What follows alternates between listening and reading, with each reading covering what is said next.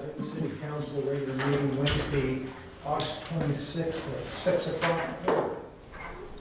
Roll call, please. Mayor Forsyth, Here. Council President Meyer, Present. Councilor Tom Allen, Here. Councilor Bob Orr, Here. Councilor Duke Wells, Here. Councilor Susan Snow. Here. Absent is Councilor Alan Montgomery. I have no idea why.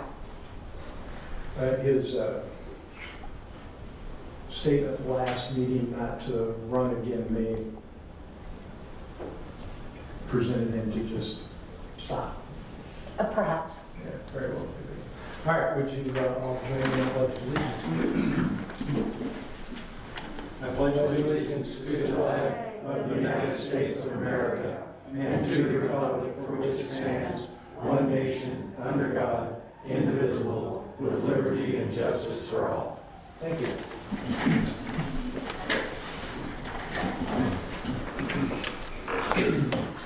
This time I would entertain a motion to approve the agenda.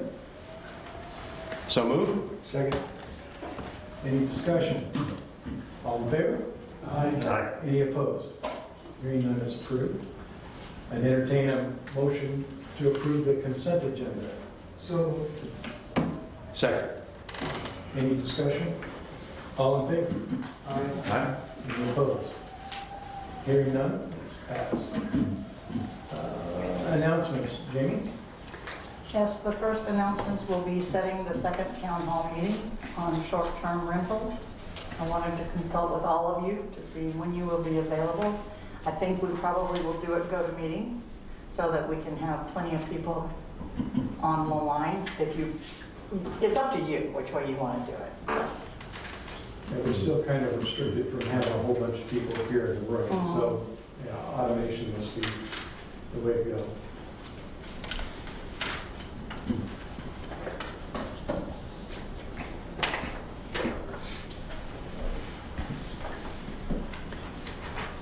Good. Work that out, let us know.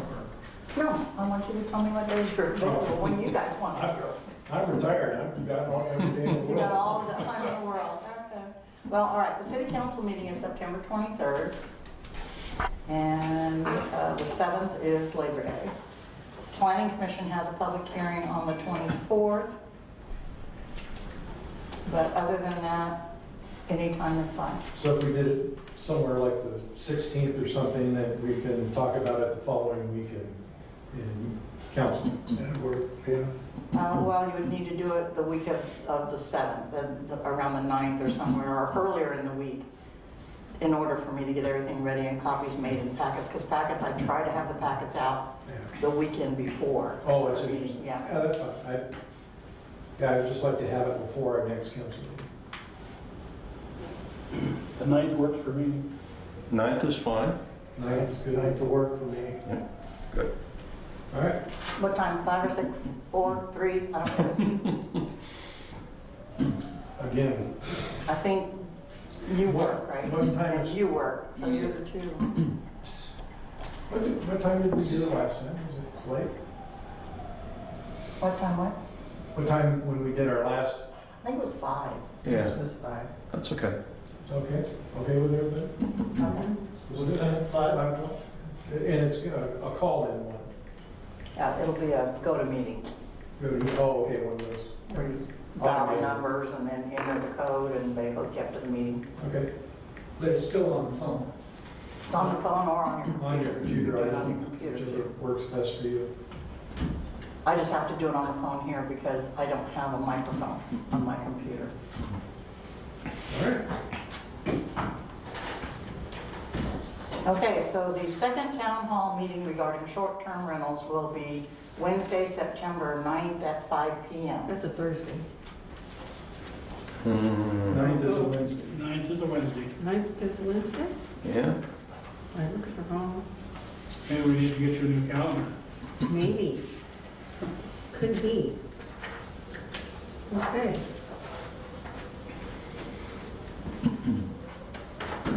Okay. Okay, the second meeting regarding revenue income discussions, when do you want to do that? So that I can send out invitations. Excuse me? So I can send out invitations. Oh, yeah, we've got to get This is one where we want to brainstorm about how to generate revenue without taxation. And given some of the people that you want to be there, for example, Darlings, for them to be there, we would need to either have it at their place of business, or they're closed on Tuesdays, so, Monday and Tuesday. oh, they close Monday and Tuesday now? So you may want to have it on a different night. Or have it at their place. Dune City actually used to meet at Darlings, that's where the city council used to meet Oh, in the really? beginning, yeah. It seems like it'd be easier for them if they're not working. I mean, if they're not quick. I would think so. So, yeah, I'd say, yeah, Monday or Tuesday.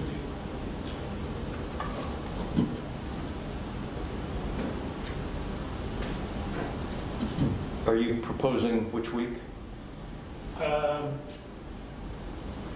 The week of the 7th is probably not good with them because it's going to be a, Yeah, that's true. Busy week. That's Yeah, true. yeah. so, And there's no real need to discuss it at the city council right away. no, not at all, absolutely not. So we could have it later on in the Sure. month. Have it the following week, like the 6th or the 14th or 15th, something like that. Okay. It gives us time also to ask them if that's a good venue. Yeah, is the 15th okay with everybody? Yeah? I prefer Tuesday over Wednesdays. I don't think I have a Western Lane Community Foundation. Oh, okay. Rotary. I guess I don't have to be. Yeah, you do. All right. So the So 14th. Monday, Monday the 14th, 5 o'clock? Okay. works? Work? Charlie? What are we calling this one? Revenue meeting? Yeah, that's fine. And Darling, we said, Yeah. Yeah, and unless they have a problem. okay. Perfect. At Darlings? I don't know if they're going to be, if they're closed, but I'll talk to them. Or you can talk to them, let me know. Beer should be cold anyway. Well, they're open for drinks, they're closed for Food. Food, yeah. Yeah, unless it's cluttered number seven. That's right. Don't need no stinking food. Okay. So the second, the revenue meeting, or the meeting to discuss the revenue and income for the city, something alternative to taxes, will be at 5 p.m. on Monday, September 14th, tentatively at Darlings until I make arrangements. Got it.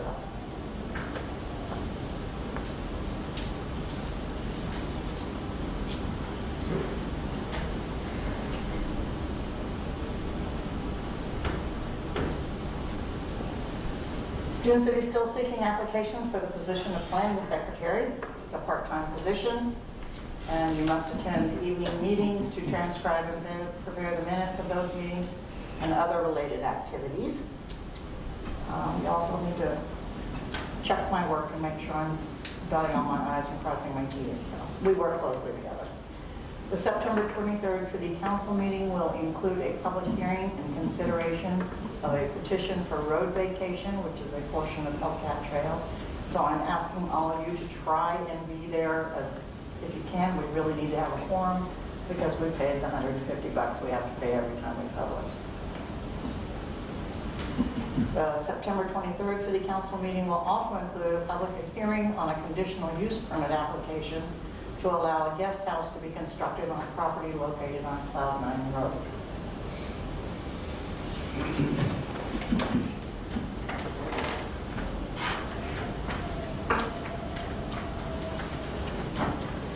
All right, do we have any citizen input not on the agenda?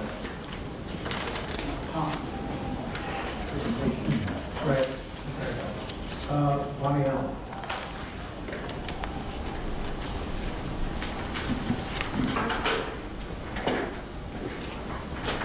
That's as good as anybody. How are you doing this evening, Bonnie? Very fine, thank you. I think this is a microphone, am I correct? That is, yes. Okay. I wanted to speak about an item, which is the Oregon Water Services and the infrastructure, which is a project that was worked on largely last year, in which they extended a point of diversion down through Sunset Cove and replaced a whole bunch of water infrastructure and has since been providing really excellent water to a whole group of people.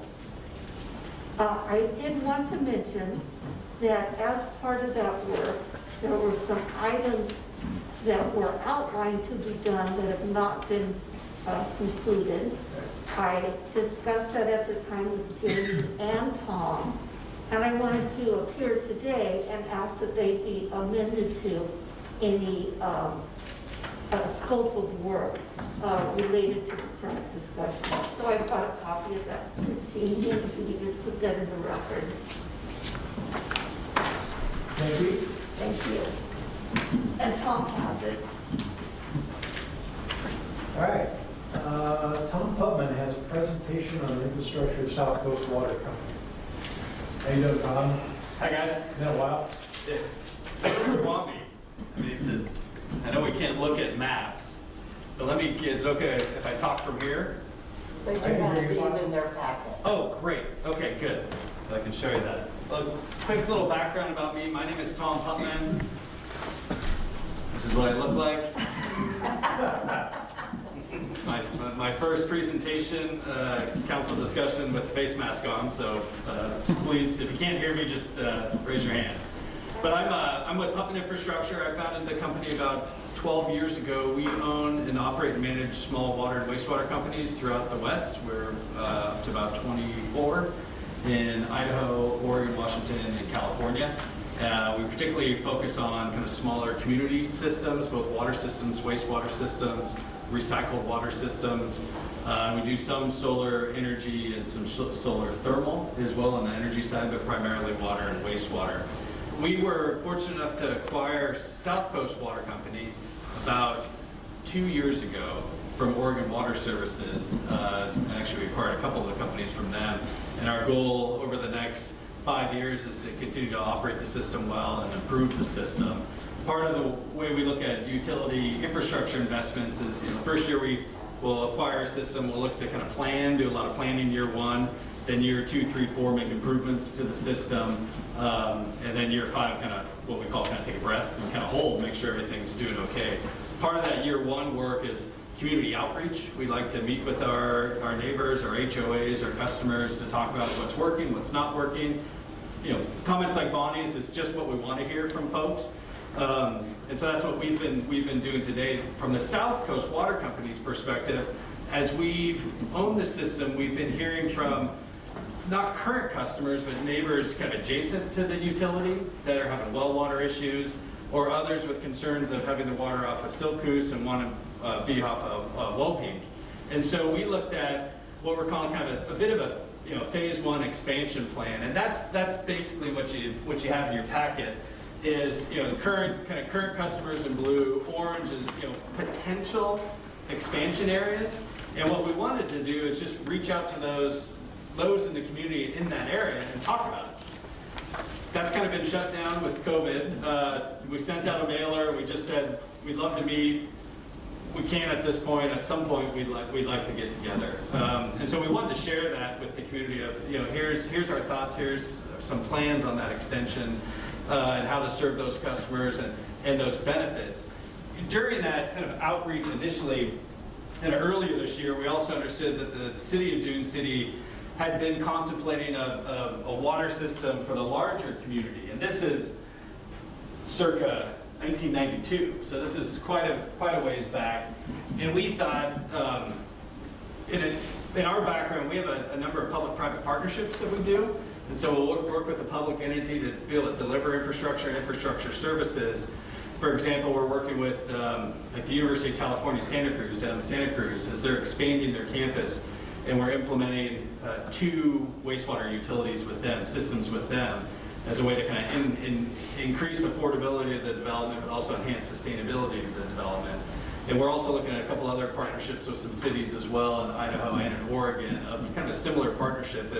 If they've been struggling with kind of realizing an infrastructure plan, can we partner together and see if that plan can be made a reality? So today is less about here's a pitch, because I don't have a pitch. It's really more if there's some interest we're already in the community, should we talk about it? Let's see what that could look like. But we wanted to kind of hear from you and have more of a discussion dialogue. If there's any interest, if not, that's fine. At least you kind of know what we're up to with South Coast Water Company and kind of our near-term expansion plans. Beyond that map we prepared, we don't really have any plans beyond that. Because if we do start stepping beyond those boundaries, we're looking at some more capacity improvements and withdrawal enhancements on the lake. So that's kind of our area of focus right now, not the larger kind of Dune City system. But we wanted to open it up and at least put, for me, put a face to the name. And so if you guys ever need anything, give me a holler. But if there's opportunity to explore,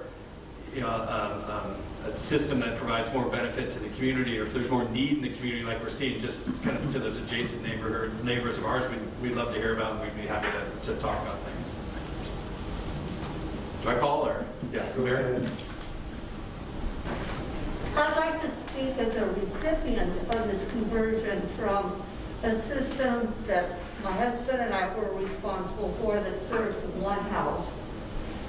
And it was great equipment until you were taking a shower at 11 o'clock at night and suddenly there was no water. And you were faced with inconvenience and expense and trying to get people to help. And that has totally turned around since we replaced it with this community water. That we have a number to call, they let us know if there are problems, and the expense does not accrue directly to just one household. So I heartily endorse their work. Thank you, Mike. Anybody else have any questions for Tom? I'm going to have a comment. It seems like we have one of the world's unique water sources in Waupink Lake. And we're also required for our water rights to have enough water coming from Waupink into Silkus. And to me, that's the same water. Whether we let you tap in on the north side of the weir or whether you tap into where the water comes through and into Silkus Lake, it doesn't matter to me because water is water and there's nothing more precious other than maybe air right now. And so I hope that our goal is to be able to give all of the people who want to have good water to have the opportunity to do that. Yep. I mean, that it'd be exactly that.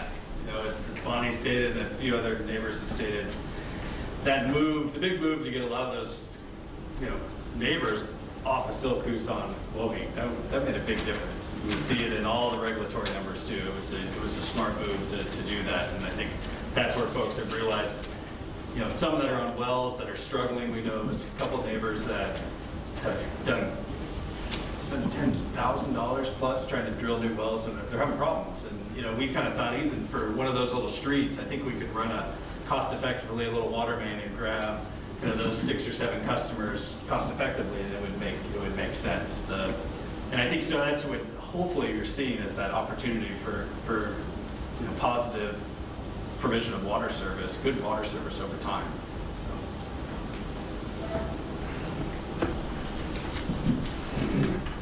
Anyone else?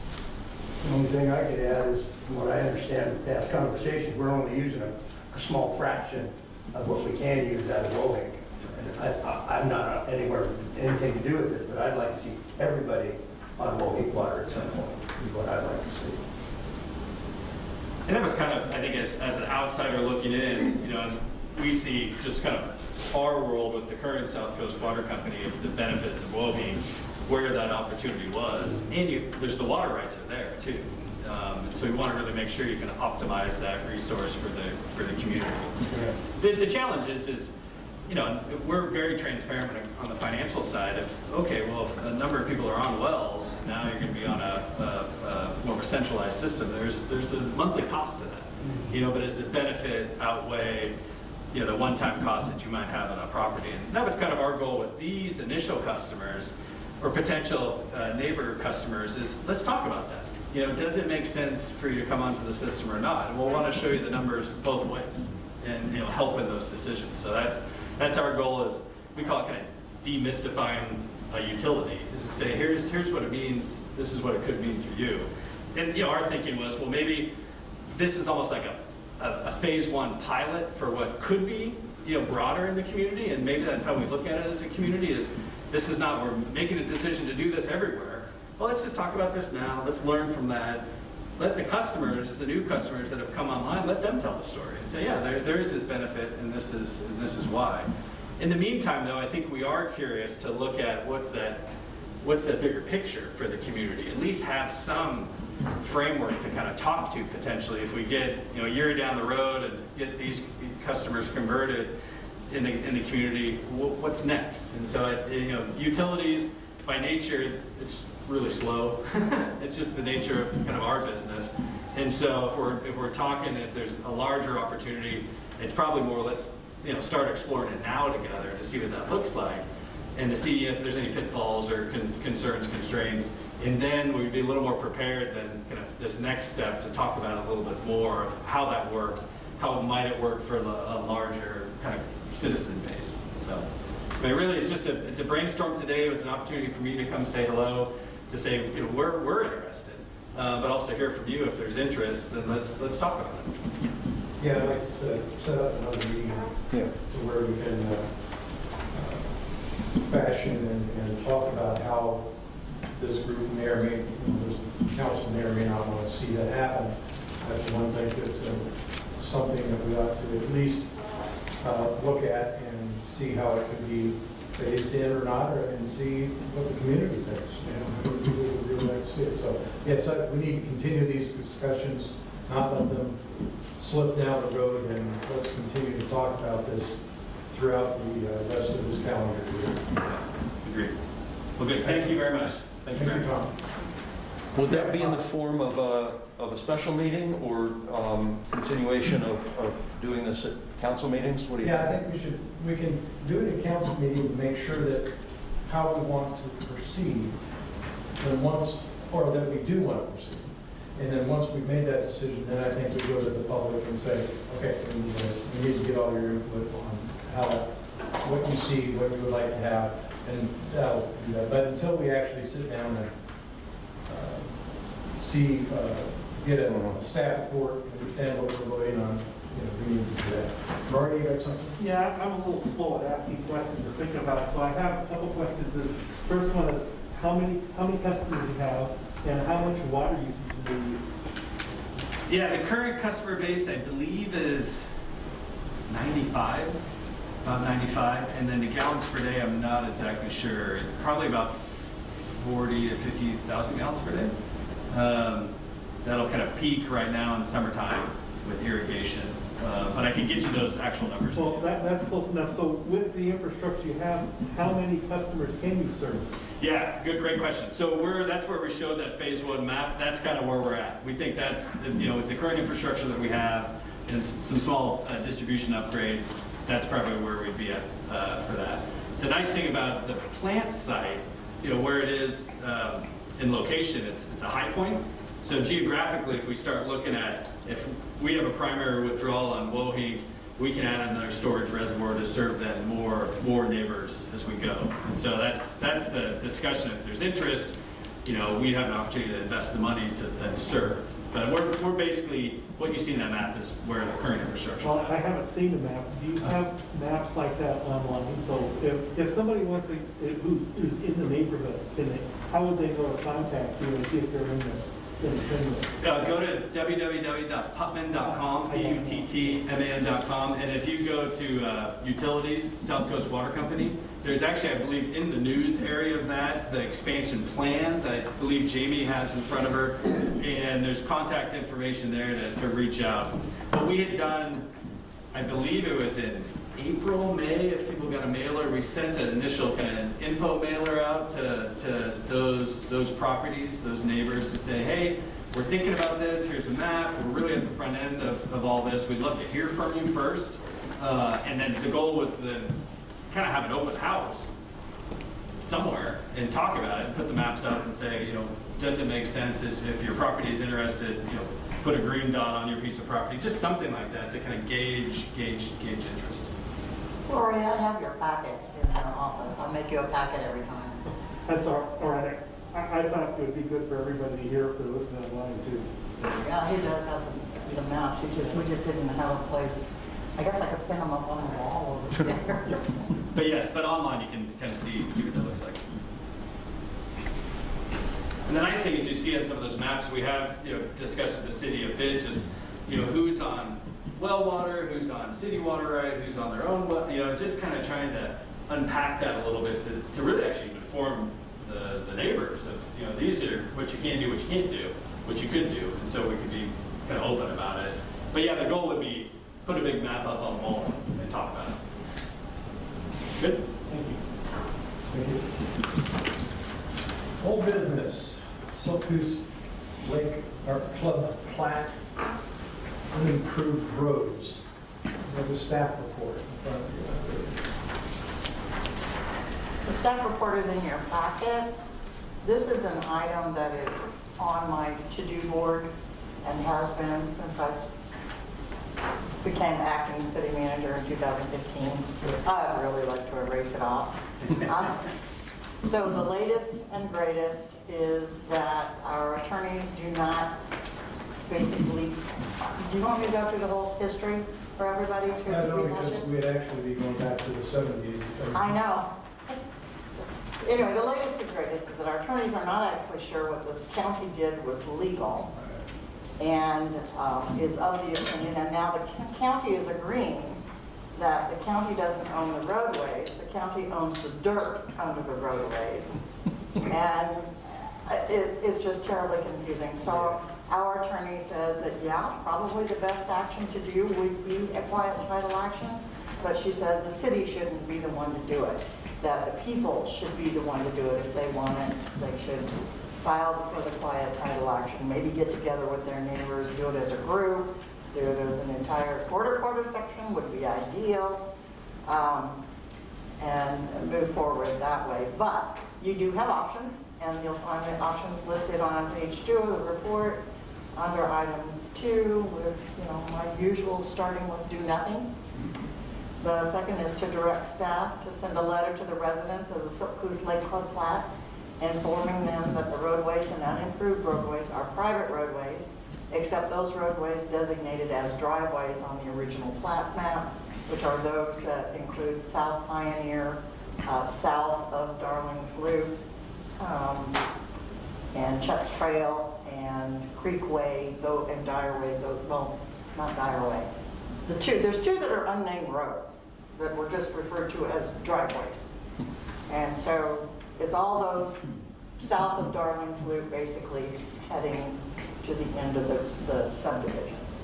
If I remember right, there's 79 owners. Something like that. Total. What you have is something that goes back to 1908. 79 owners in this Silkus Club plat. And on our properties, I'm one of them that has these roads that go through them that are just simply on a map. It looked, like any other city. I'm sure they sat down and took a map and drew these lines, and that's where it was, without any thought of topography or, did it make sense to have a roadway there? Could you even afford to have roadways? So no problem with that. The problem over the years has been everybody's just let it go. It got repossessed by the county for taxes. I mean, it goes on and on and on. It's quite a mess. Only a mess if you happen to have properties on both sides, like I do, of that road that doesn't exist. And what brought this up was years ago, before I got involved, was the MERSs were trying to get some road vacated because they owned the property before I bought it, and could never get the county to do anything. And then when Cindy and I got together, we started pounding the phone in Jeff Turk's office in the county, and that's That's when was that? 2013? 2016 is when Cindy came here. Yeah, Yeah. and they finally turned around and said, you know, Dune City, you can have all of the roads, and Dune City, probably rightfully at the time, said, we don't even have enough money to maintain our own asphalt roads. We don't want any of those roads that have been improved. But we'll take the land that the unimproved roads are, and that way the city didn't take on any responsibility for trying to maintain a road. So now we're down to the point of, okay, I come over and the Olsons come over and say, okay, we'd like to vacate this road that's between our two properties. And our city attorneys are going, oh, we're not even sure that the county did it legally. So our response has been, okay, you're an attorney, they're an attorney, fix it. You know, if they didn't, make them do it right. And so everybody keeps backpedaling on, well, you know, that might cost us some $300 or $400 in paperwork or something, and we're going, I've got it. I'll pay for your paperwork. I mean, why can't we do something? And I think if you think about 79 landowners trying to get together without a shepherd, yeah, it's one, not going to happen. And two, what you would have to do is first have a copy of the plat, and then we have to, as 79 landowners, agree on altering or changing or amending the plat to allow, you know, roads to be vacated instead of being public access roads. And the reason they're called public access roads is not because of all the public that can use it, it's the public of the plat owners can use it. So how would you ever have a road that said, okay, you know, Bob Forsyth can use that road, but Duke Wells can't? I mean, that's not in today's world.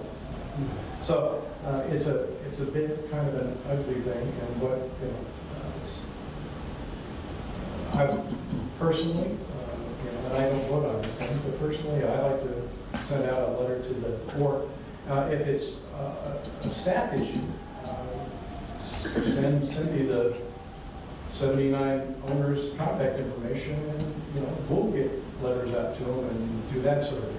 But, you know, of course, working with the city to make sure that it happens correctly. But do nothing, I think, has been done since, you know, 1908. And I think it's time to actually do something to fix it. So up to you guys of how we do it. So, if I understand, these cannot become private property individually. It has to be a decision for the entire They can be done individually, but because it is written into the plat rules of 1908, the plat owners have to agree to say, yes, They'll take it.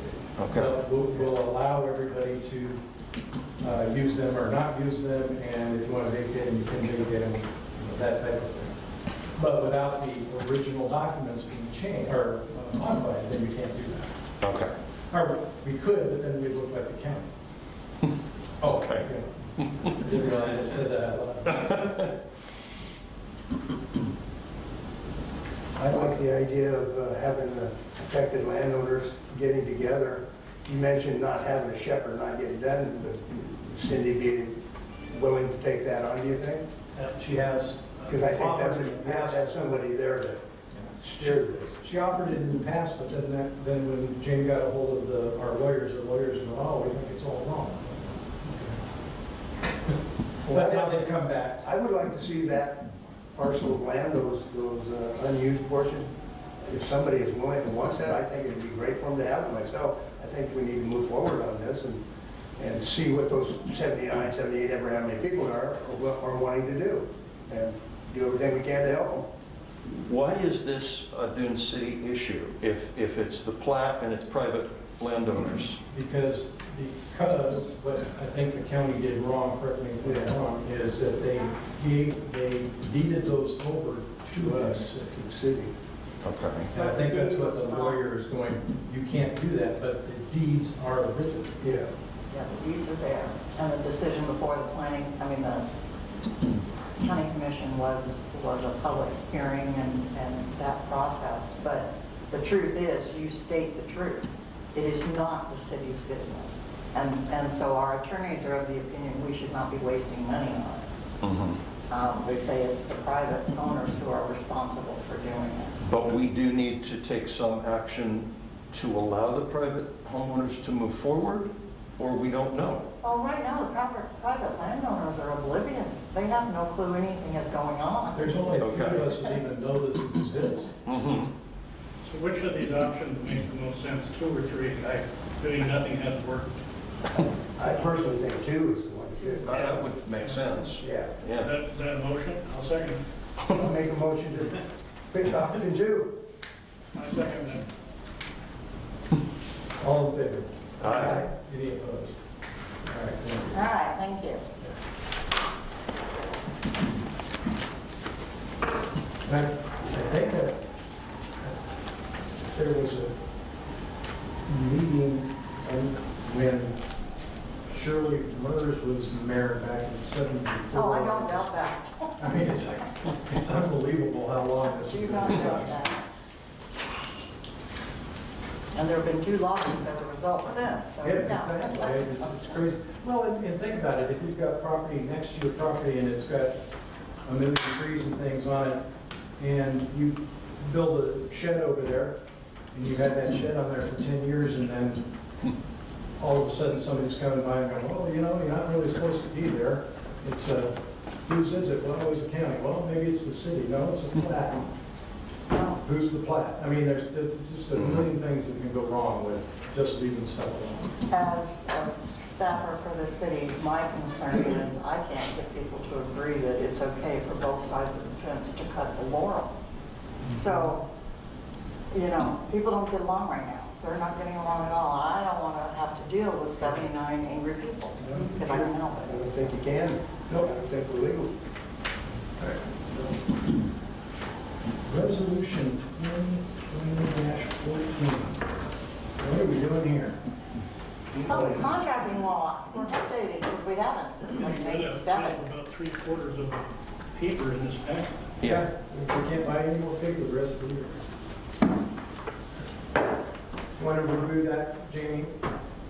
You want to review it? Yeah. It has been a number of years since Dune City updated its public contracting law. It's been changed several times over the years. This is the latest and greatest. It is a packet that was available from our attorneys. They did it on behalf of almost every city in Lane County. It is not the first time, believe it or not, that Dune City has adopted rules. It was a surprise to me. I did not know rules actually existed in Dune City, but there are. And so, I mean, my first gut instinct was, oh, now I got another book I got to keep up with. But it is not anything that's unusual. It fits right in with what's going on, and it will bring us up to speed so that we, copyright. And you can see the copyright on here. That's how many times it's been updated. So to get this rolling, I'm going to make a motion that we approve resolution series 2020-14 Second. presented. You have to have a public hearing, so you need to open up the hearing for it. Thank you, Sheldon, I appreciate that. You need at least to open the hearing and ask a couple But of us to we speak. have to close the regular meeting Right. at 6:40 and open the public hearing on resolution number 14, 2020. Now we can have anybody in the public wish to comment or discuss this particular resolution. I think Bonnie wants to talk. Step up, Bonnie. I was wondering if this is any way related to the difficulties we had last year or the year before where the state wanted to make our inspectors have to be employees. I'm sorry, I can't hear you. I don't know why. Last year, or possibly it was the year before, we had a great amount of consternation because the state was saying that our inspectors had to be city employees. Oh, no, this is And not this what has we're doing. nothing to do with that? No, that one's still coming Still down. pending, okay, thank you. Be prepared for that one. Okay, thank you. Now, this one has to do with those businesses that we do business with. Okay. And the way we do business with them and how we choose who we do business with and that kind of thing. Thank you. Any other? All right, otherwise we'll close the public hearing at 6:42 and reopen the regular meeting. Now, I will restate, I would like to make a motion to adopt resolution series 2020 number 14. second. Okay. Bob? Yeah. I won't say anything about having had some difficulty staying awake whilst reading this.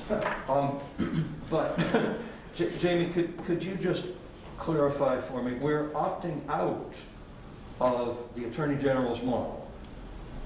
That's what this says. So what are we opting into, or are we saying our rules apply instead of? That's exactly what we're That's what we're saying. Because our rules apply instead of the Attorney General's rules. Okay. Because Because of unique situations. as of a city, we could, if we were a city and just said, well, we don't even have our rules, but we'll adopt the Attorney General rule, then you have that one there. Whereas we have rules and we've started with our rules and stuff, so that's, the only difference is we can't make anything that is weaker than the Attorney General's. I mean, we can make a stronger rule, we can't make a weaker rule. We can make something strong, but we can't say, oh, we're not going to do that. Yeah. So you can always make it stronger, you can't make it weaker. And why is it that we have to opt out as opposed to just saying to ourselves, we have our own rules and all is well?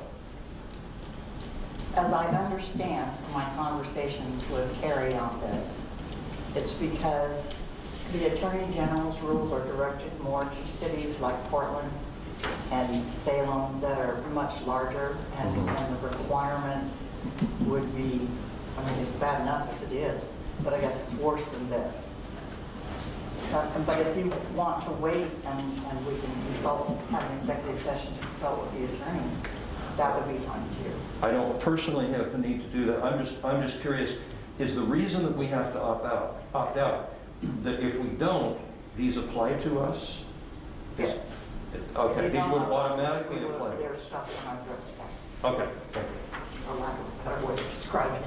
What's that? For lack of a better way Yeah. to describe it, yeah. they're Oh, cramped. okay. Any further discussion? All in favor? Aye. Any opposed? Hearing none, that passes. New business proclamation naming first week of September on inventory. Didn't we do this last year? Yes, we did. You do it every And year. lo, it's another year. All right. Only I don't think I got the proclamation into everybody's packet. I'm not sure. I'll read it. Oh, good, because I don't have one. Oh, yeah, here it is. Whereas each September is recognized as National Preparedness Month, and whereas Oregonians have witnessed and experienced natural disasters in our own community, and whereas every community member can take active steps to protect their families and their neighbors from natural disasters and man-made disasters, and whereas every family and business in Dune City is encouraged to take active steps to be financially secure after a disaster, and whereas every community member is encouraged to make sure that they are properly insured against fire, flood, earthquake, and storms, and whereas every community member is encouraged to create a home inventory to include as part of their disaster preparedness kit. Now therefore, I, Robert Forsyth, Mayor of Dune City, do hereby declare the first week of September 2020 to be known as Home Inventory Week. and join cities across Oregon to encourage everyone to build a home inventory of their personal property and speak with an insurance agent to make sure that they are financially prepared for a disaster. Signed this 26th day of August. All right, moving on.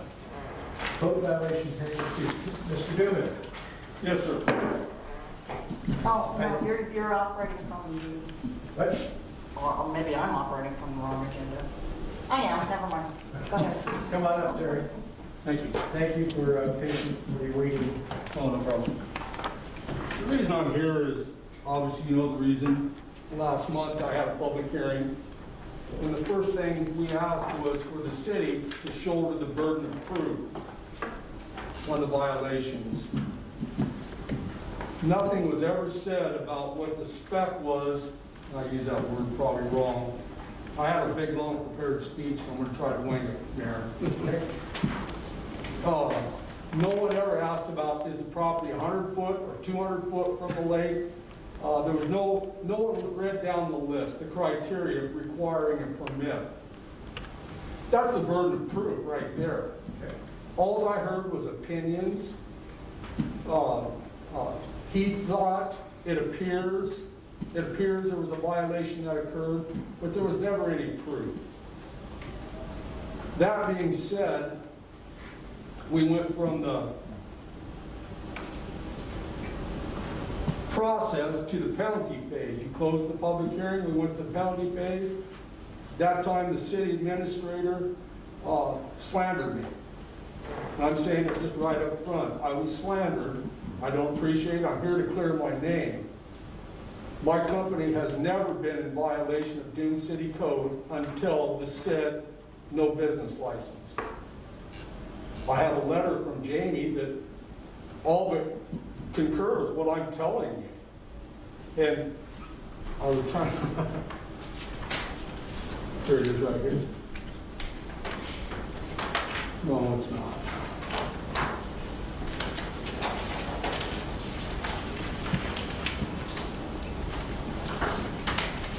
How can I lose something between sitting down and here and getting up to talk? I can do it from room to room. Yeah, I'm getting good at it. Here it says, I'm not even so sure if I want to read this. Could I ask Jamie or the mayor or someone else to read it? Sure, I'll read it. Go ahead. Dear Terry, enclosed you will find copies of 3 letters, only of which one I am absolutely certain a copy was sent to you.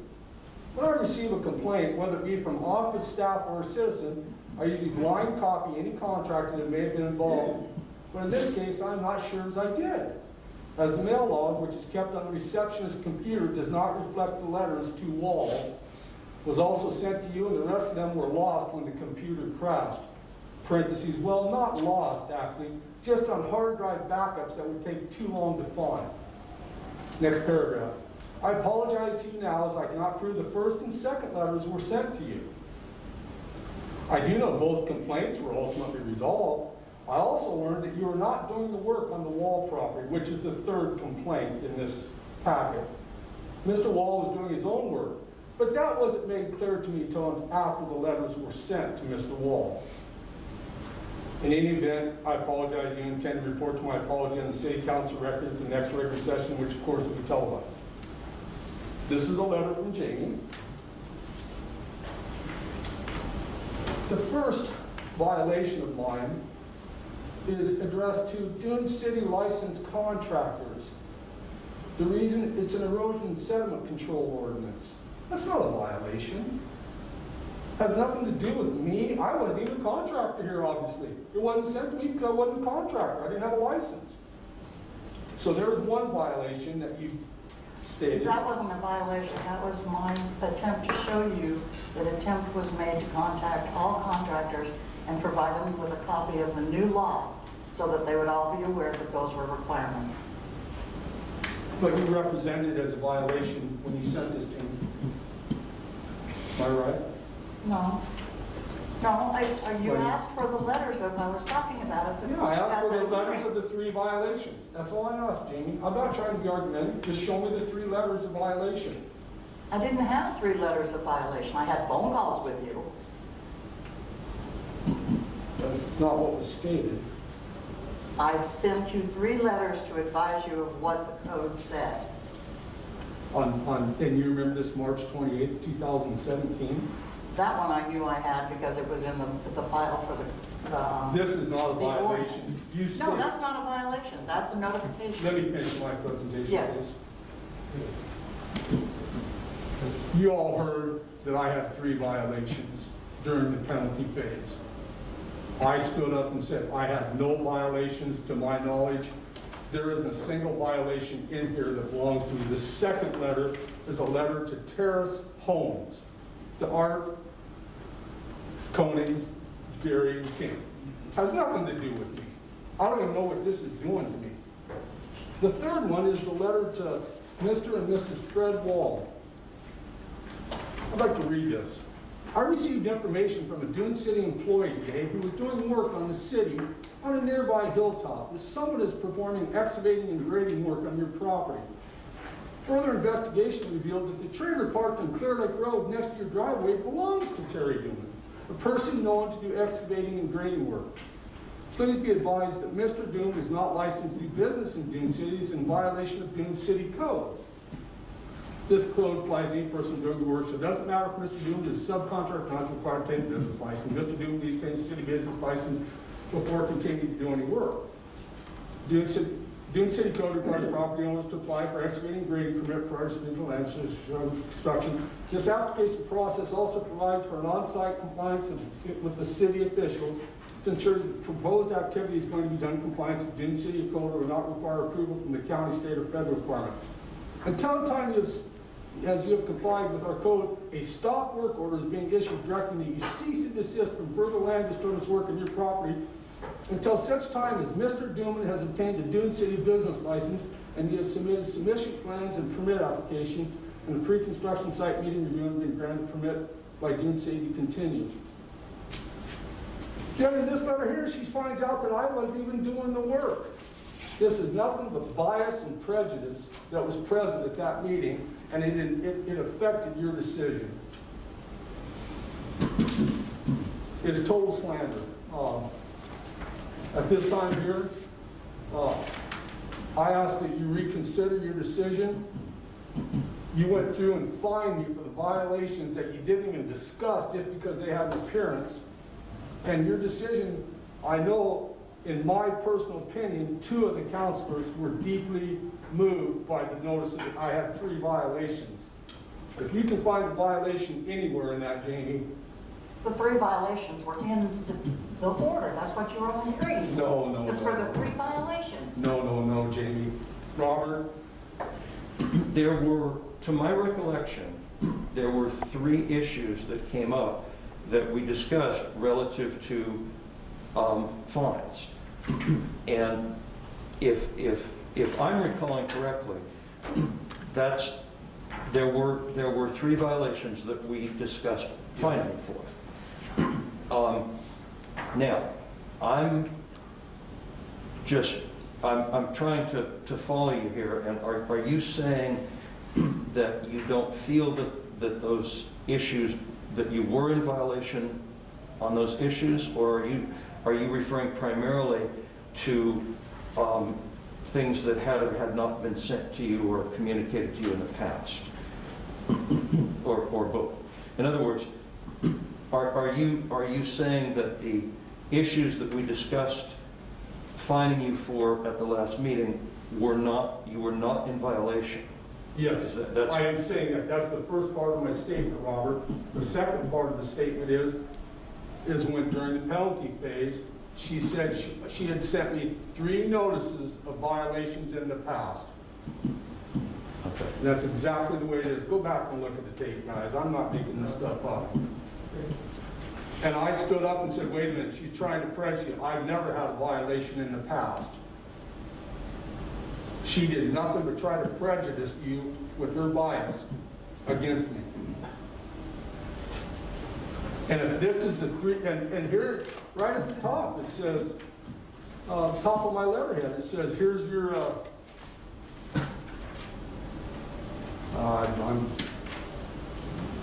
Let me get this straightened out.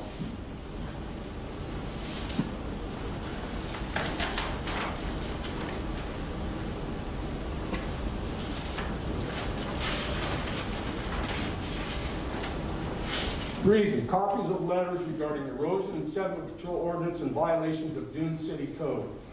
There's nothing in there that pertains to me. There's nothing in this, what she sent me after that meeting. I called her and said, hey, send me those three violations that you said I had. There's nothing in here that pertains to me.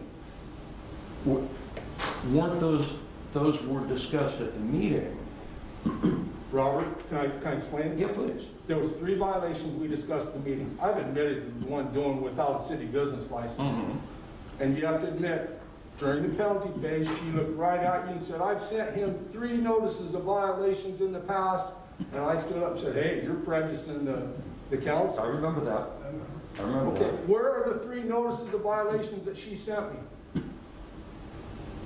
You're not saying that the work wasn't done, you're not saying any of that, you're saying you didn't get 3. I'm saying I did. I'm not even talking about the work we just did. Right. I want to know where the 3 notices of violations were. She tried to prejudice the council with jumping up and saying, I've sent 3 notices in the past.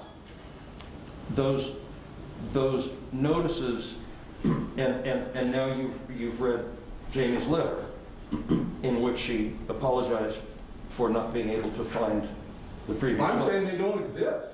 Okay. Now listen, here's another point I'd like to make, Robert.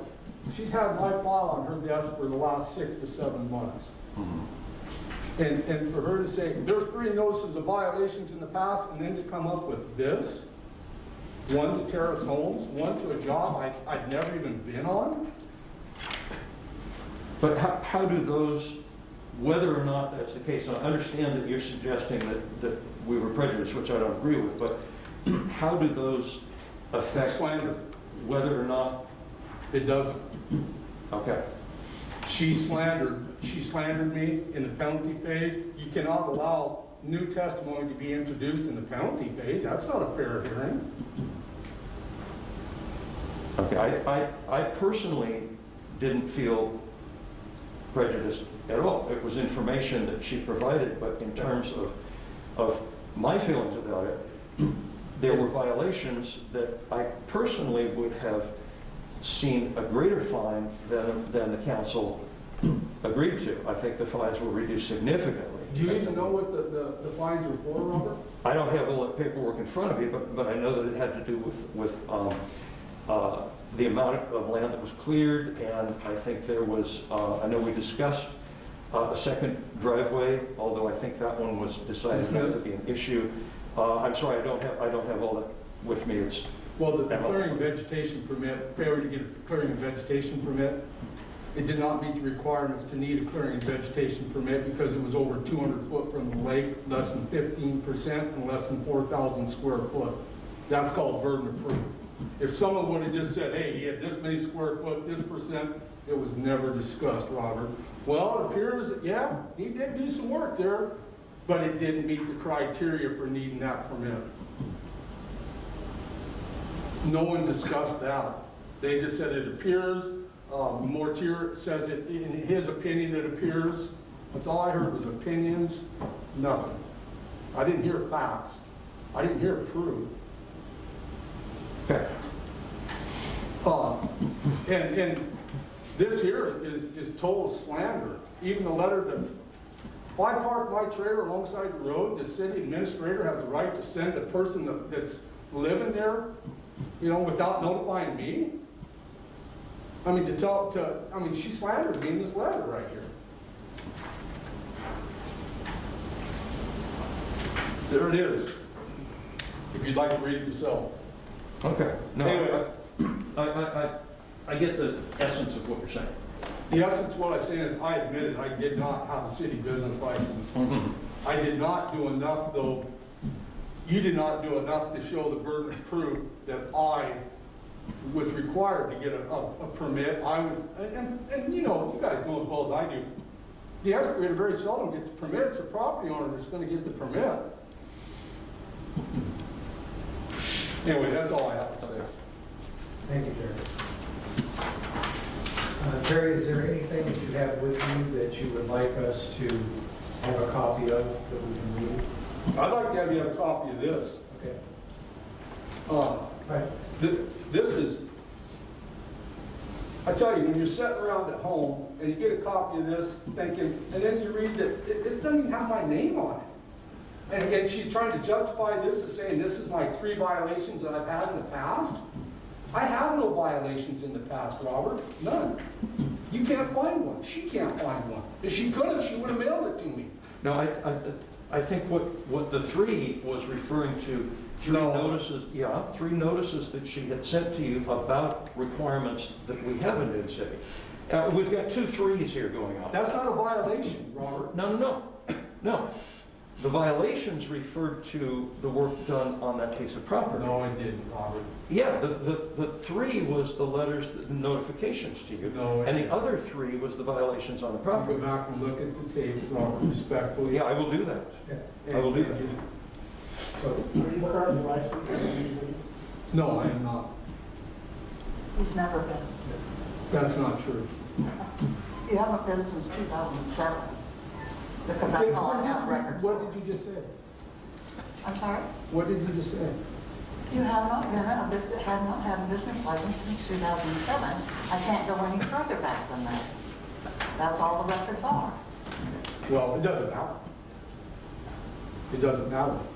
We did have a conversation about that at one time, and you told me you didn't need a license in Dune City because you were working for somebody else. No, And I thought you were correct. So I went back to check. And yes, in some cities that's very true, but not in Dune City. Well, was there a And violation? that's when I sent you another letter that I couldn't find. You're backpedaling. You're backpedaling big time. And I No, I'm don't just telling you what I recall, Terry. If you don't like it, I'm sorry. think, what you recall, Yes, what I recall. I've been in this position since 2015. That's not very long. no. So, Terry, could you get to Janie the things you want us to see so she can make copies? Is it the letters that I And what sent? we'll do, I think, is we'll hold an executive session conversation about this. If you all pull out your minutes from the previous meeting, and Terry will get us, or Jamie can get us copies of that, and we'll take up a executive session at a later date. One other thing I'd like to point out, then, if I may. Yes. All the way through this here is specified that we're supposed to have 10 days notice prior to a hearing, Okay, yes. right? Okay, all right. Is that correct, Jamie? That is what the requirement says here. Okay. Well, this was hand delivered to my door, stuck below my front doormat on Monday, 2.5 days before I was supposed to appear here, From last month. from last month. Okay, noted. So there was no 10-day notice. Nothing was ever mailed to me other than the correspondence I asked for after the meeting. So Notice of meeting was personally served. the notice, no, it was not. I Yes, paid it was. $125 to that guy. I know it was paid. No, that was the notice of the violations. That wasn't the notice. Yeah, of that's the meeting. notice of hearing. No, This is no. just a staff report. No. You read your report. Don't back up on this, can you? That is a staff report. Yeah. Just say you delivered it to me on the 10th of July. Can I ask you a question, Terry? Yes, sir. Your purpose for being here is to clear your name? That's all I want to do is clear my name. You're not looking for anything? No, I'm not looking for anything. There's nothing I want. If we're gonna hold an executive session, I'd like to know that. I mean, what it is You know, this thing was based on bias. If you want to go through this, I can go through it even deeper with you if you wanted to. I think we'll look at it very Look at the pictures, look at the statements. You'll see some, if you have any questions, I'll be available anytime in the future. Thank you. Thank you very much. Thank you.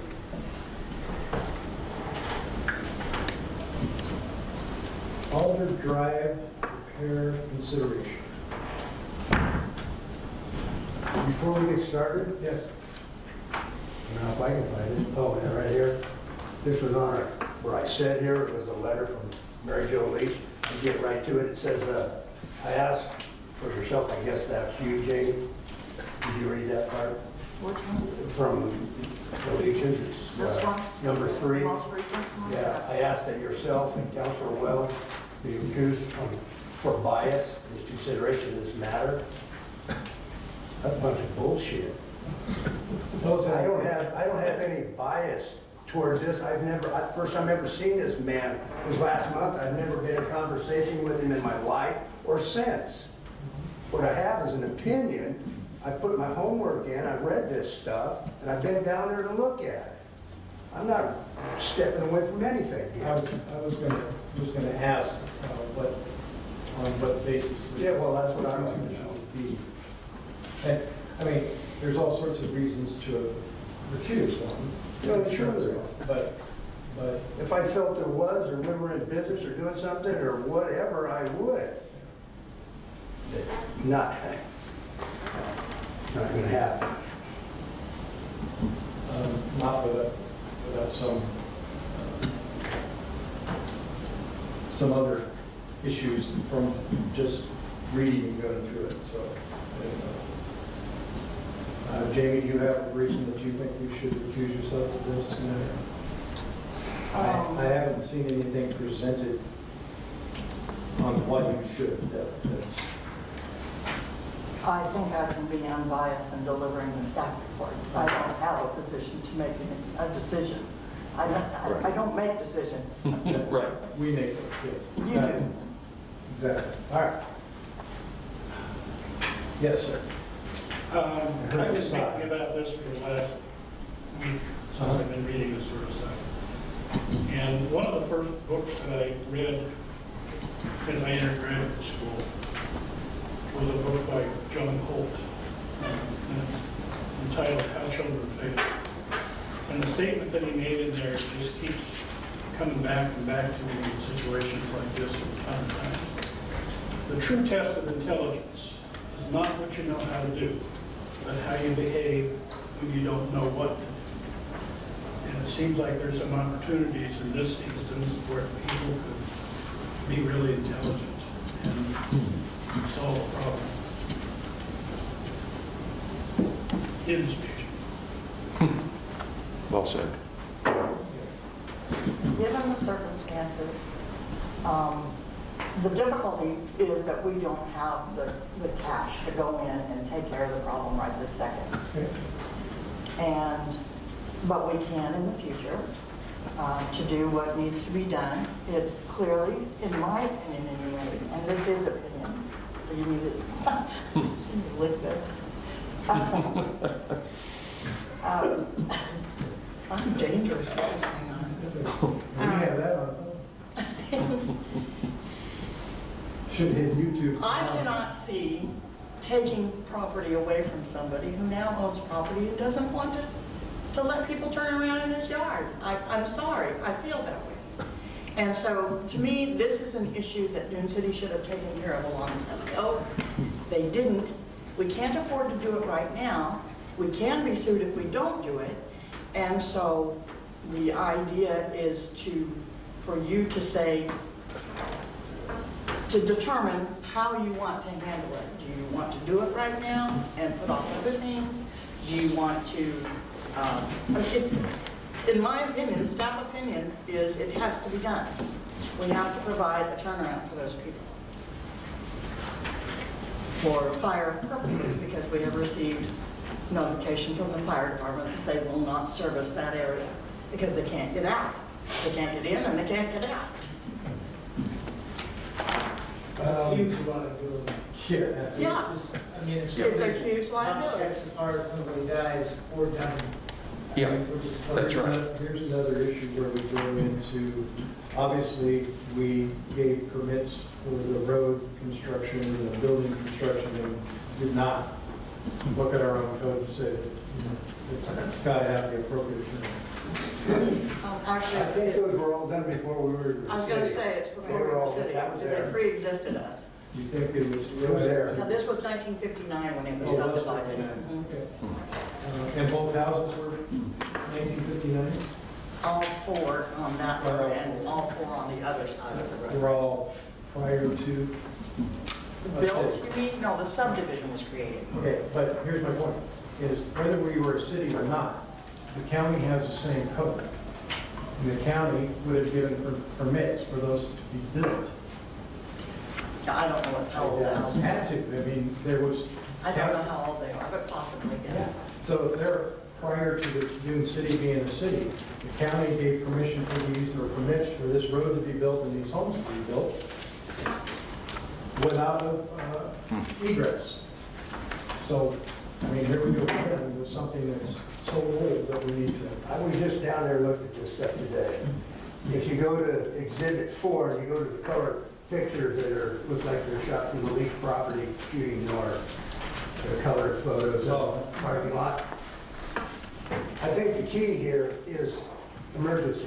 If there is an emergency, there's a fire or an ambulance down there, that gate right here that I'm looking at, I was standing right there. A fire truck can turn around right here on this pad, an ambulance can turn around on this pad, a UPS truck can drive in on this pad, a garbage truck can drive in on this pad, on their personal property. Right.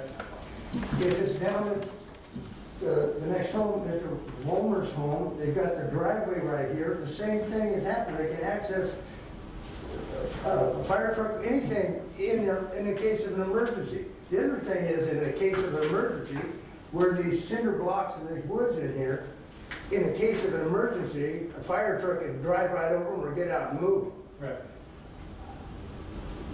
Yeah, it This- doesn't look like they're mounted in the ground. Yeah, this is not lined with a cliff and a river and all this. There's places here in an emergency to be accessed down here. Right. What you're talking about removing what the Dune City needs to do, I don't agree with at all. I don't think we should spend a dime doing this. I think there's room here. There's pictures right here in front of my face, and that I stood at, there's room down there to access that in an emergency. If you're talking about this piece of property that belongs to Mr. Vollmer over here, where people have used for years, and it was always this, and there's always a turnaround and excess parking and stuff, big deal. That has nothing to do, that's the way it was. That's not the way it is anymore. So, if I'm gonna say I don't want to spend any money, because I don't think we need to. In a case of emergency, there's access, there's places. I think the fire captain did look at all the ground down here that's available in an emergency. Jamie, did the fire chief actually go down there, or did they just, The captain did, yes. captain did? Yeah. He took the fire truck with him and was afraid to come around the first corner. So he needs to come down again and have the leaches open the gate in an emergency and turn the fire truck around on that concrete pad. In an emergency, you can drive right through that little Yeah. piece of wood and stuff. However, my concern is this, not that, I don't believe that we need to take any kind of huge action, but I think what we need to do is, since the CAT, let's see, Fire Preservation CAT,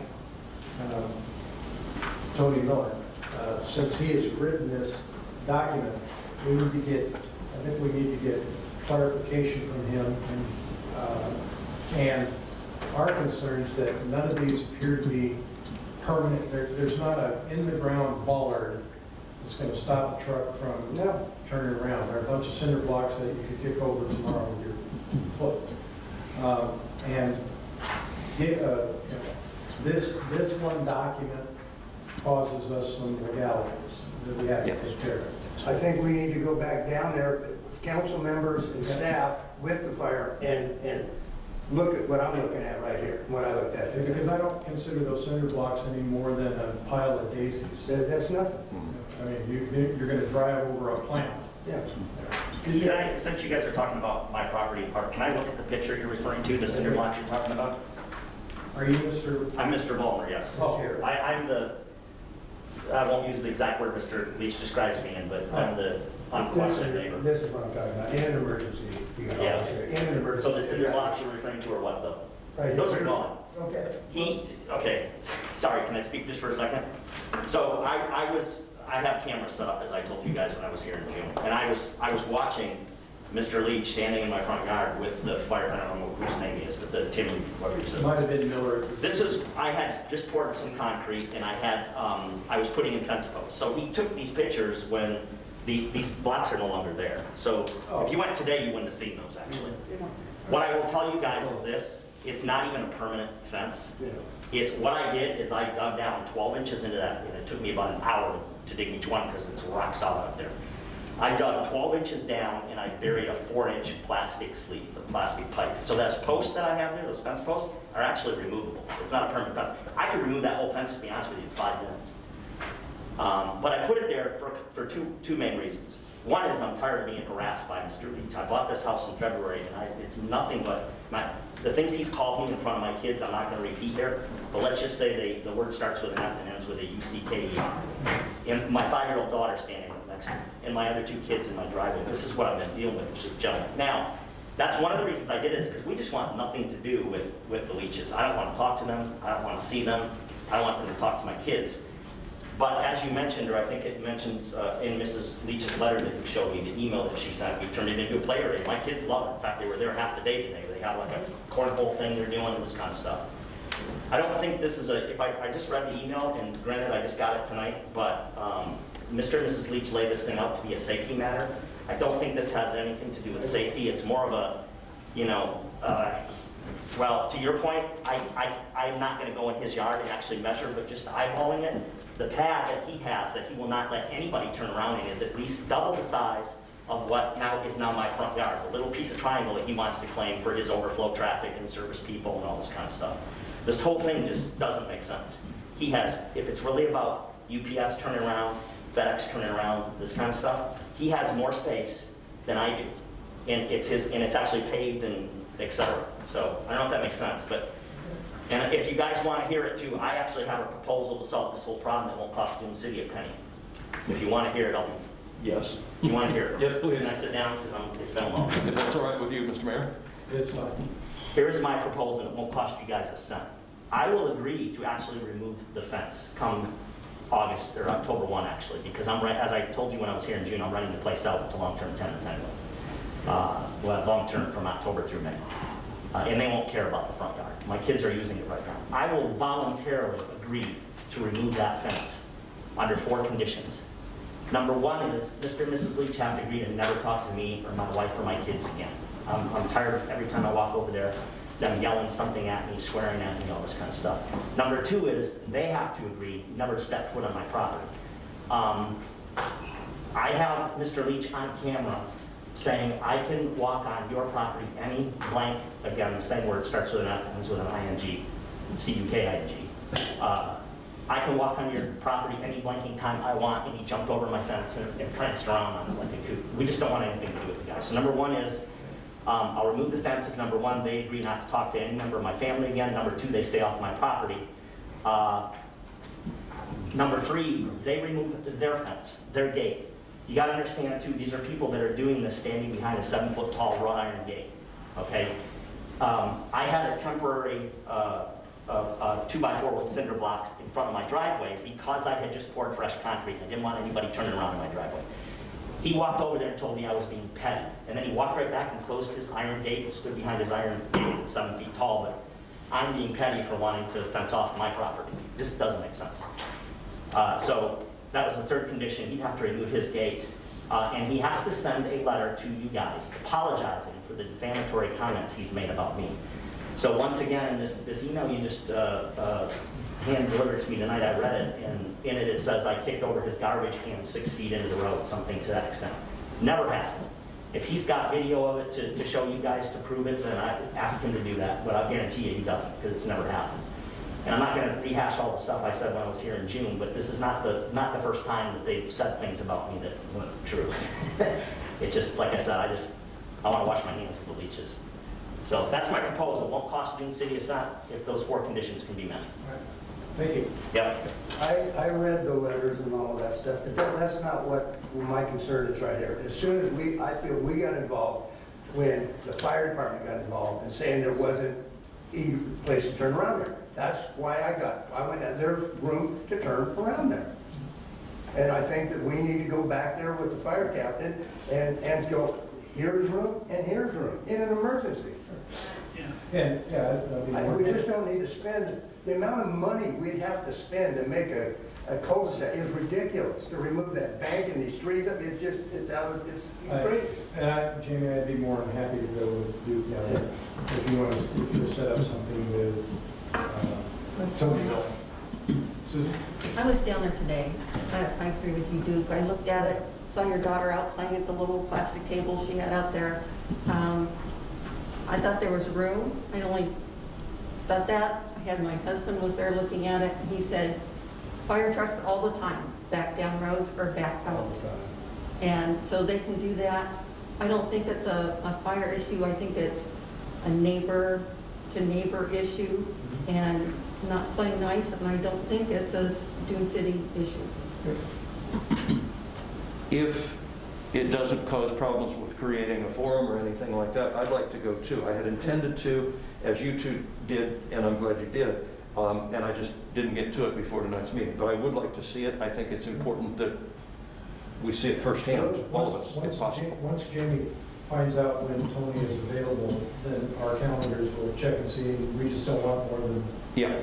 3 people? 2 people? 4 is a quorum. Also 3 people. I don't need to go. I already seen it, know it. I think somebody that hasn't been should go down there and look at it. I don't need to go. I just want somebody there. I would like you there from the community thought process with the fire captain. Oh, okay. Is my thought. Right. I'll be there. So, yeah, let us know when he's available, and we'll make sure that 2 or 3 of us go down there with him and have a discussion about how this could. I'll just state for the record right now, you all have my permission to look at anything on my property you want, to walk around. The only person I've told he cannot have access to my property is Mr. Leach. Thank you. Yeah, my concern is the letter from the fire. Yeah. That says, I think we need to get that straightened out. because that just opens Yeah. a real can of worms for Yeah. the city. And if it's safe enough to do that, however we can figure that out down there, then I think that's the resolution. Just looking at this now, as Mr. Homer was, he could maybe even writing to the fire captain, give him in writing that you're, at any time, they can have access to that turnaround area for their fire truck. Yeah, I have no problem with that.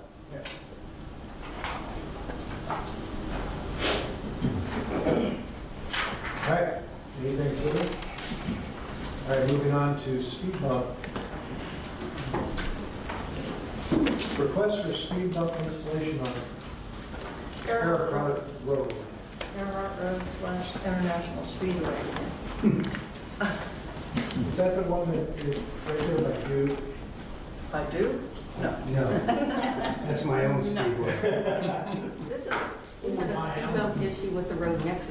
Right, on Maple. On Maple. Oh, that's. On Maple. And they wanted it at Earhart because people turn so fast. That's what they say. We're- This email came from the woman who is living in basically the last house before it gets pretty rural, in the Earhart Acres. She's the last house. And I can see where the speed limit's supposed to be 10, and I'm sure by then they're doing about 45. And I have not talked to her, she just emailed me. So I thought I would ask you if this was something you wanted to do, or if you weren't. What do you guys think? What do you feel about speed bumps in the neighborhood? I mean, in general, not just this place. In general, I don't favor speed bumps in neighborhoods. They're just a nuisance for those that are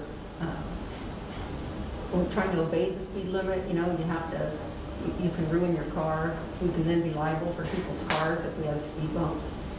It's just not something that I think is an answer. The speed limit is 20 miles an hour as you enter that road, and it says it's posted, it's well posted. Down further, it gets down to 10. It's a road that we looked at before when we looked at Maple. And I'm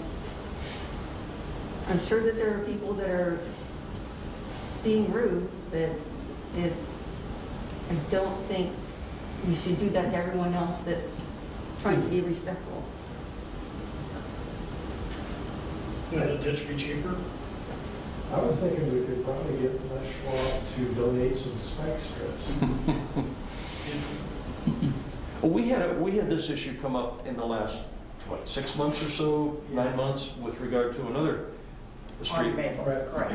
Yeah, and we had a discussion then about speed bumps, and what did we end up deciding about? We didn't, I know we had a temporary thing up, is that right? I think we put up some signs. I thought it was signs too, yeah. Just signs, yeah. As a teenager, I learned that there's a certain kind of speed bump that the faster you go, the easier it is to get over it. But then what they did, this was on our little street, what they did then was to put in very big speed bumps, which you literally couldn't get over without scraping the bottom of your car. That was effective, because I love my 55 Ford station wagon. But there are issues with speed bumps, is the point. Yeah. Well, I can say on my road on Huckleberry, they worked. There's 3 of them on there. Oh, really? And it was, yeah, it's Huckleberry. And they're pretty low profile, but they do, that make you spill your coffee more than hurt your car kind of deal, you know. Yeah. I think they're kind of an attention getter, that it is a residential area, that there is a speed limit, and they have worked. I've seen it. They are, in my opinion, if they are going to be effective, I don't know what, if there are stripes across them, it tends to help get the message across. If you do put in speed bumps, you at least have to mark them very well so that people can't miss noticing that what your intent is with them. Right. These are marked well, but they're very rounded. They're, Yeah. one of these things. They're not a bang Yeah. or anything. They're not big at all, because you could actually go faster over them if You you wanted could, to. but you'd know you I went over you're them. doing something wrong. But if you want speed bumps and you want to mark like that, that's a maintenance deal. It has to occur all the time, all the time. It has to Yes, be done. that's true. That's true. Now that I know that North Pioneer is a private road, there's one going in. So, but we have an issue here. Right. Is that right, with speeding cars? Evidently, several places throughout our community, we did do that. And I hate to just I don't say think it's there's something we nothing, can ignore it. yeah, I don't like the idea of ignoring it.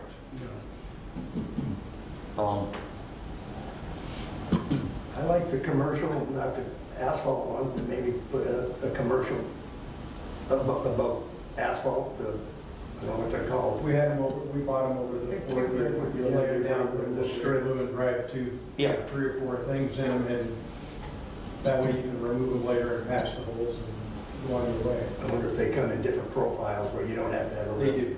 Yeah. There, I would suggest looking into something like that for this issue here.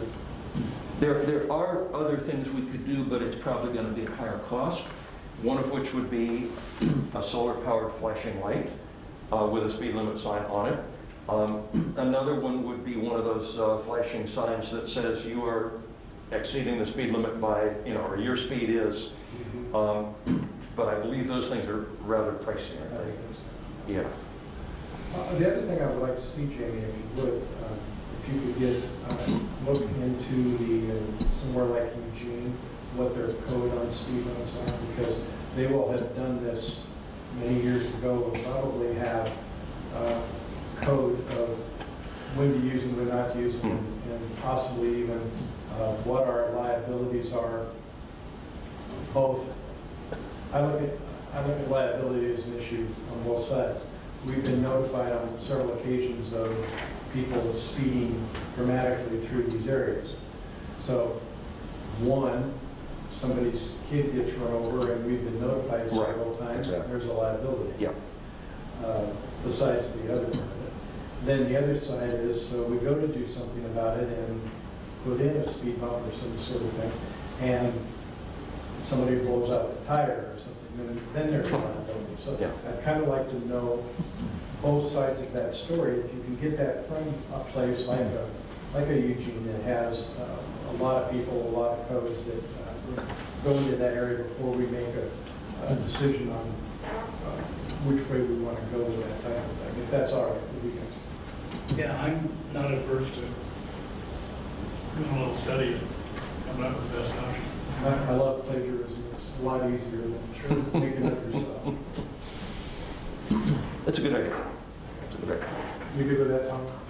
Yeah, it sounds good. When I was an estimator, we called those stick and stomps. And basically peel the paper off, set them down, stomp on it. You good to go? So there are some inexpensive alternatives out there for that type of thing, but if you could do a little research on Yes, I will. As it is, I'm still waiting for an answer as to, because Earhart Road, we're talking Earhart Road, is ours to a certain spot, and then the counties for the rest of the way. I'll just move the marker back. If we, yeah. Oh. If we have to deal with them, I mean, if they have a say-so in what's going on, I'm still trying to find out. I'm still trying to find out. And the other thing is, in the meantime, maybe I can have Richard take the cop car over and park it in Mrs. Hyatt's yard. That's good. And, you know, if nothing else, maybe that'll be a little bit of a Might help. deterrent while we're figuring this out. To show that there's a presence there that's paying attention. Yeah. Where is the copper? It's at Richards. It was not doing well out here. No. It's covered at Richards. Jamie, just for next time, it would be nice to have an address on this, because I didn't know where on Earhart Road we were looking at. Okay. I mean, we only own just that little tiny bit of It is Earhart. a little bit, but I Somewhere in really there. didn't know who wanted it, because sometimes they want one in front of their home or something, and so I didn't know where this one was. Okay. If they're stuck down, you don't want them anywhere near a curb of any kind. Well, that's what concerns me. That's what this is. It's a current The torque of the tires turning over, it'll blow them out. Not the tires, but it'll blow out the strips. Yeah. Oh. the speed bump. Just one more. Rory, you got something? Yeah, so instead of speed bumps, you know, they put these, they drill out parts of the roads when we go off, they go, we put a couple across there, and it's not a bump, it's more of a noise. Kind of, I think they call them rumble strips or something. Yeah. Yeah. Good options. Thank you. All right, moving on. Resolution 2020 number 5, amending permit fees for building and public work permits issued by the city of Dune City. We have been working on this since about 2015. Yes, so This has been sent to DCB, the Division of Consumer, whatever, the Building Codes Department, BCD, yeah, Building Codes Department. And as we are required to do, we have heard nothing from them one way or another. So I am told that since we sent them the notice, we told them when the hearing was going to be, and we did all that stuff, that we can go ahead and adopt, so. typically, you don't think what they do is go through and make sure nothing is Out in left field, Yeah. yeah. $27,000 for a permit. So Jamie, have some of these been in effect, or are these upgrades, or is this an entirely new schedule that has not been, none of which has been there before? A version has been in effect. There was an ordinance a resolution that was passed by the city to raise the fees, but it was not done properly, but we went ahead and we've been operating with that. But this also reflects the latest increase that Northwest Code Professionals is passing on to us. So this way it helps to keep us whole. Thank you. Any further discussion? I would entertain a motion to accept resolution series 2020-5. So moved. Second, third. Any further discussion? All in favor? Aye. Any opposed? Hearing none, passes.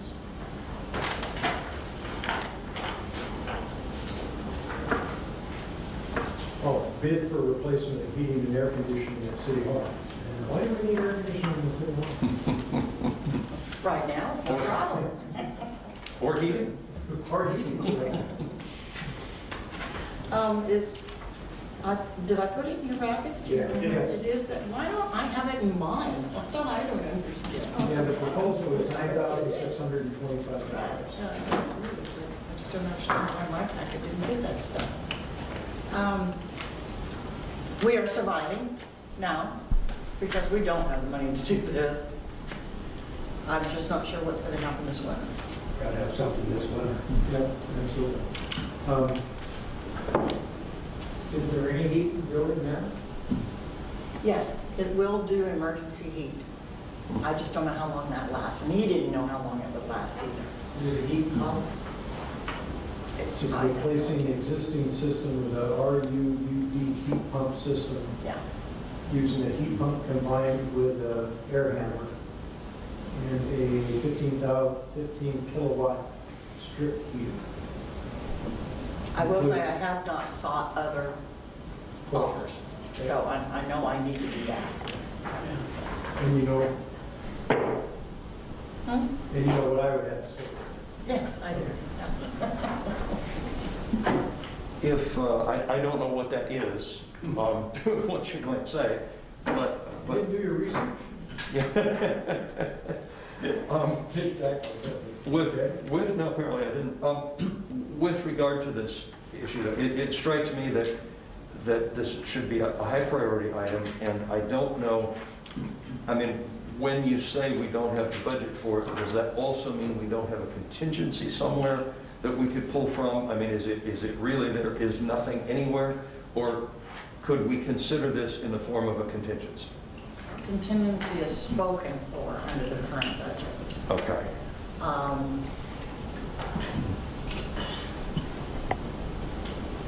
The only way would be to back off on some of the water stuff, because that's what we did. That's what the proposal for budget was, is the goal was to get some certainty with regard to our water rights, and we're going to dump everything into there and get that done. I can pull back on some of it, but that means that we do without something with regard to the water stuff, so. And that was also considered to be a high priority? Right. Right. Okay. And I just don't think a lemonade stand's going to cut it. Big sale. But getting some other bids wouldn't be unreasonable. Yes, that may help, yeah. When you ask them for bids, As for the, yes. okay, and other options. Okay. So not only am I requesting a bid from you, I'm requesting options to achieve what we need to achieve. And then that way they'll give you prices, and then they'll also give you, we can do it this way, or we can do it that way, and that way we get a little better. I mean, how old is this building? Probably hasn't been replaced before. Well, it hasn't really been that long. The guy that we got the bid from is the one who put it in the first time. And he's still in business and alive, so we can't do So what you're telling us is he doesn't warranty the work. At least over a 20. I think it's been like 20 years. It's over a 20-year period. But yes, if you do that, I think, I agree with Bob that this is something we need to do. Let's get other information and see what the cheapest and most effective way to do We're going to it. do the heat for the winter and then do air conditioning next summer or something. Do the phases. Yeah. Maybe we can do the heat for the winter and do air conditioning and on different phases, you know. Ask them what the options are. Yeah, I agree. Anything else? No, I agree with, maybe a two-part bid, one for heat, one for, Yeah. trying to give us a little slack. Anything else? All right, we don't have an executive session, and you gathered from our conversation what to do with the heating and air conditioning bids. Yes. Got it. All right, so you don't need any further. Okay, mayor's report. I don't have necessarily a report on it, but I do have a question since you brought up the cop car. There has been a meeting of residents concerned about thefts, break-ins, things like that in the community of Dune City and people from Florence as well. And it just hit me when we were talking about parking a cop car somewhere that we actually do have one, which I had forgotten because it's not out front, that maybe we might want to entertain a group of us that could rotate, each pick a night a week or something and just drive around the community to show presence of it. I know that Darlings got hit on the 4th of July weekend. So there's not a lot that you're hearing about it if you're not involved in it because, nobody's publishing police reports. And as you found out when we had our law enforcement officers here, that you've got to go online if you are online. If you've got a problem, you fill out a report online for them to look at, and not that they're going to come and do anything about it. So I'm just thinking that, I don't know about you guys, but I would think that might be a little deterrent. You do it as a volunteer in Florence, right? I have to assume that it has some residual effect of just seeing a car driving around. I don't know if it would help, but it's something I'd like you guys to think about, and we can bring it up next meeting and talk about what that might entail.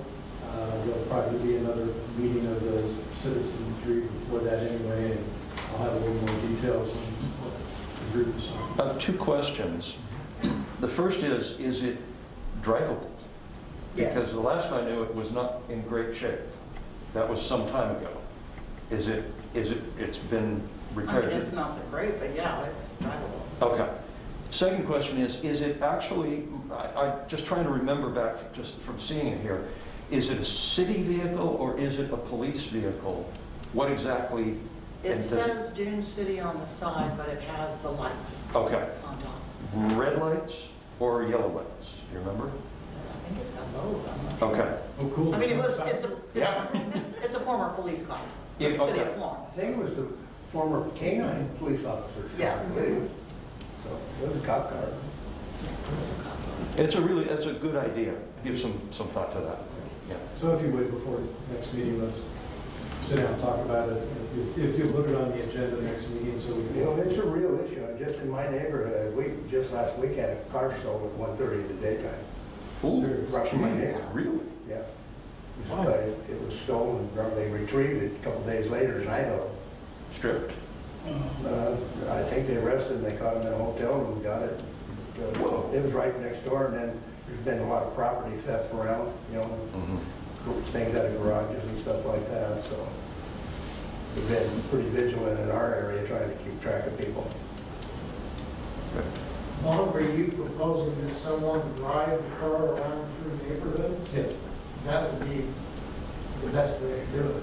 But I think we ran into, Tammy, didn't we run into some sort of liability issue with our insurance? Yeah. Over that? I don't think so. No? No. Good place to check. Yeah. Yeah, I would definitely want to check and make sure that's okay. I mean, I was encouraged to drive it everywhere instead of my own vehicle, so. Yeah. Yeah, if you're on Dune City time and you're going out for permit things and issues and stuff like that, I think we should be driving.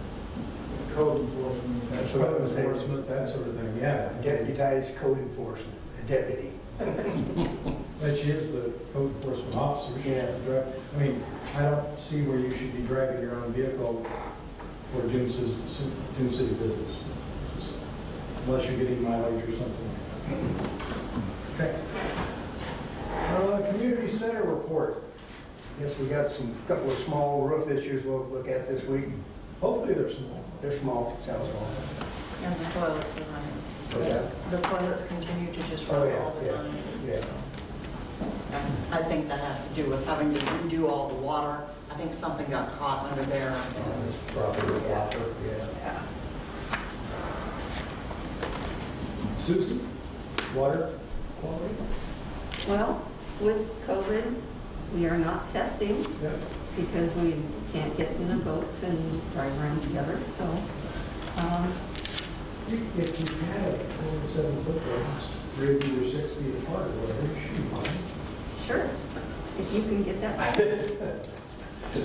Yeah, that's understandable.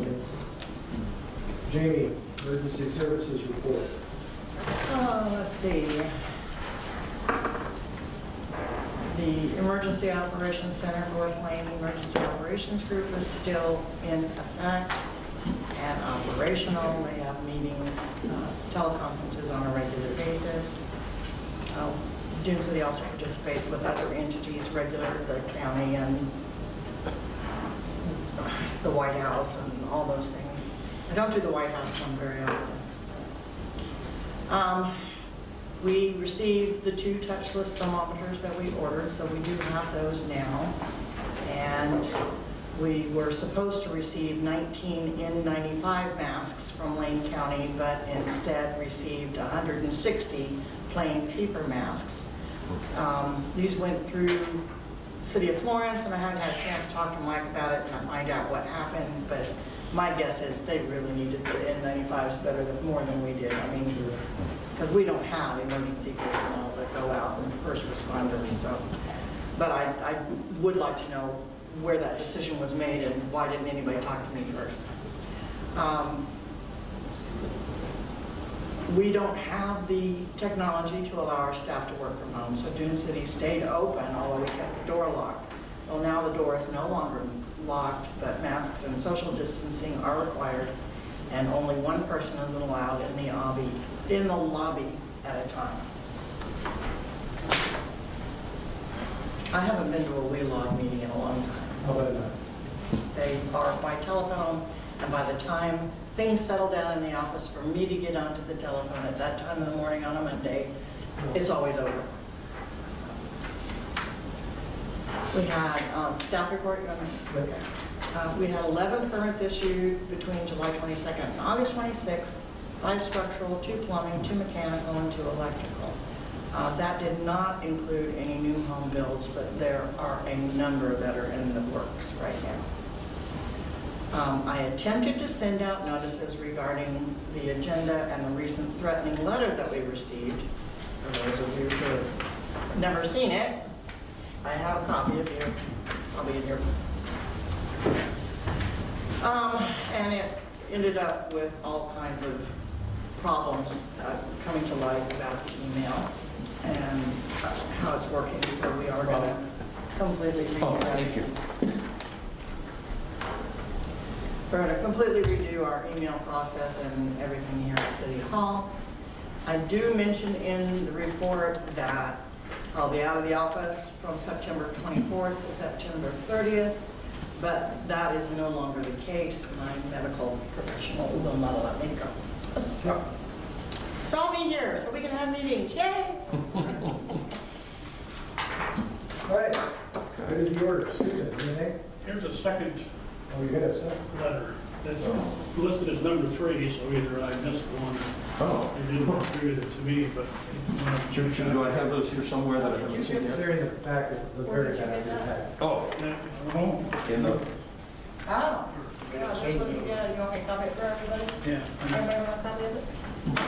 Yes, we would. It was different from, I think this was in the packet with my report. Right, this was in the packet. But this one was not. Right. oh, here we go. And these are coming in by fax? No, up in our neighborhood, they were laying in front of every one of our mailboxes. Oh. Violate Oh. postal code. And then somebody had put a pack of them, a stack of them in the back of somebody's pickup, and as they were driving around, they were flying out of the Oh. office. Okay, So I'm surprised they didn't get on your side of the street, but they were all the I see. places. Okay.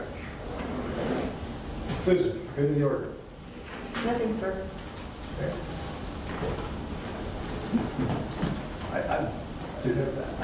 have something to say, but I don't know if I can correctly.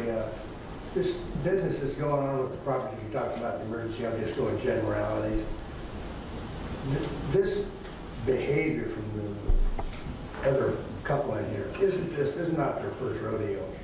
I've been here for 10 years up here, and I can guarantee you, I know two that have been victimized the same way.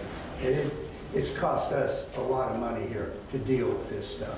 It's just, it's old, and I'm done with it. I don't need that kind of behavior from neighbors. It's sad.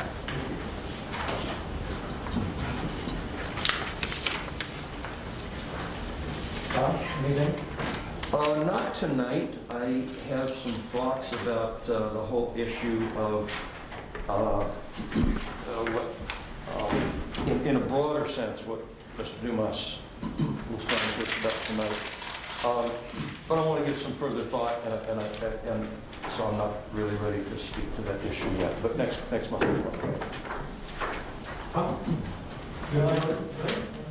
Good. Sheldon, what's the joke of the night? Come on, don't let us know. Well,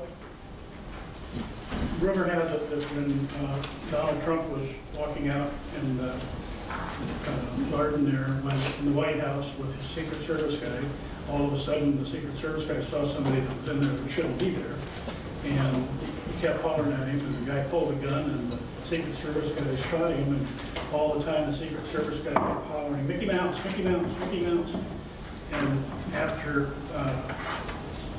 he shot the guy, the president said, "Why were you hollering Mickey Mouse?" He said, I should have been hollering Donald Duck, Donald Duck. Thank you for that discussion. I'll entertain a motion to adjourn the meeting. So moved. Second. Any discussion? All in favor? Aye. Any opposed? We stand adjourned at 7:51.